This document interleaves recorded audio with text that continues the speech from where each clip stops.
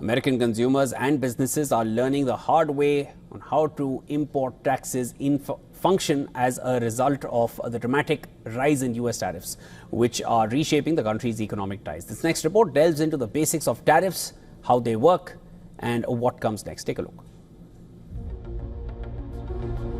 US President Donald Trump's tariff war has triggered an all-out plunge in global financial markets, wiping out trillions of dollars in asset values.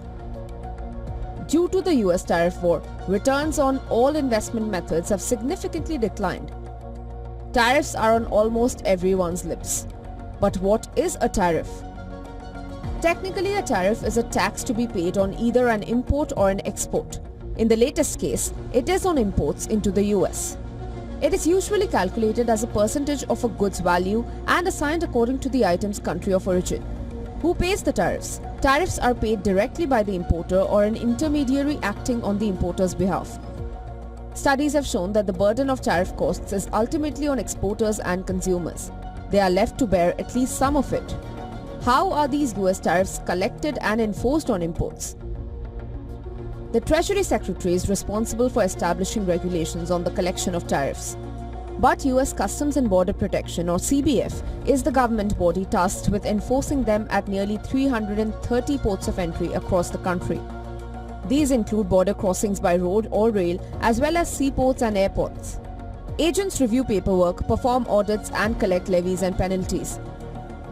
Where does the money collected from tariffs go? The money is collected at the time of customs clearance and deposited into the Treasury Department's General Fund. Importers who fail to correctly describe the quantity, category, or origin of a certain product, either on purpose or because of negligence, face penalties. Can American consumers circumvent tariffs? Previously, goods below $800 were exempt of tariffs. However, the Trump administration has tightened this loophole and closed out this method. However, Americans can go abroad and purchase goods worth $800 or below and bring them back without having to pay tariffs. Ultimately, tariffs hurt American consumers and hit exporters from other countries. The reason is that businesses mostly pass on these extra costs to consumers. In other words, in a tightly knit global economy, even bilateral trade fights can have ripple effects.